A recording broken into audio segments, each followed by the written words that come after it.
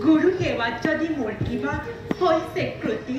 ক্ষমিব সকলো অপৰাধ মোৰক মাতি বুলি বিৰাট নন্দিনী গুৰুদেৱ তোমাৰ গুৰু সেৱাত মই সঁচাই অতি প্ৰসন্ন সেয়ে আজি তোমাক মই অন্যটি নৃত্যৰ শিক্ষা কৰিম প্ৰদান ভাল গুৰুদেৱ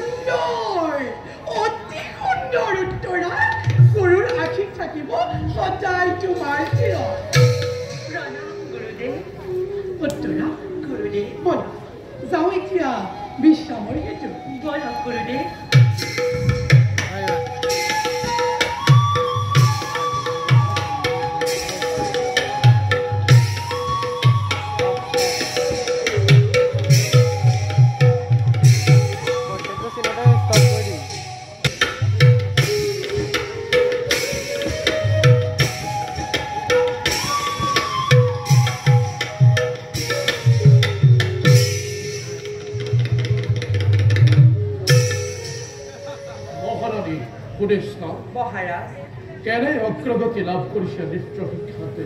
আমাৰ কন্যা উত্তৰাই লাভ কৰিব পাৰিছেনে সংগীত নৃত্য বাদ্য আদিৰ জ্ঞান মহাৰাজ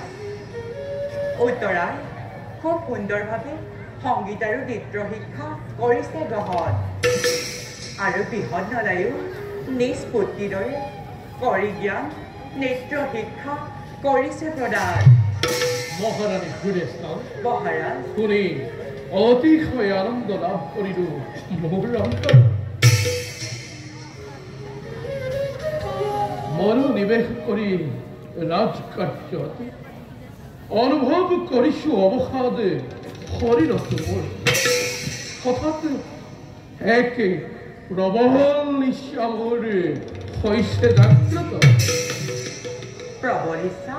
প্ৰকাশ কৰক মহাৰাজ হয় ৰাণী মদিৰা পানৰ ইচ্ছা মোৰ হৈছে জাগ্ৰত মহাৰাজ আপোনাৰ ইচ্ছা মই অৱশ্যে কৰিব পাৰিম পূৰণ ভাতৃ মোৰ কৃষকৰ কক্ষত আছে অতি সুস্বাদু আৰু তৃপ্তিদায়ক মদিৰা মহাৰাজে অনুমতি কৰিলে প্ৰদান হৰিণী হতুৱাই এটিখনে আনি দিব পাৰোঁ মই সেই সুস্বাদু মদিৰা পান কৰি মহাৰাজে দৌৰ কৰিব পাৰিব হাত তেন্তে মাতা হৰিণী মাতা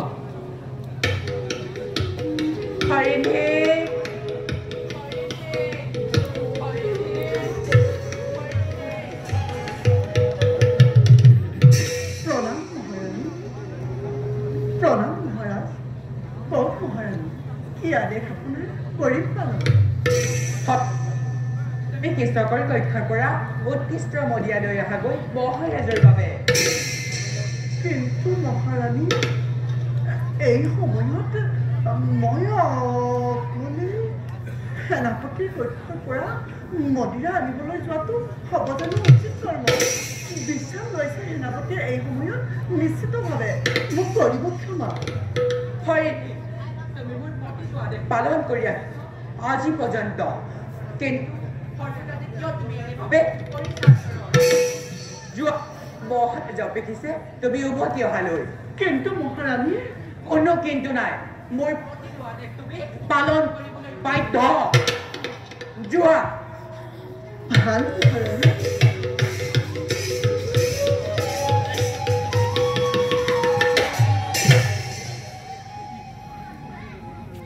বৈৰৱ মহাৰাজ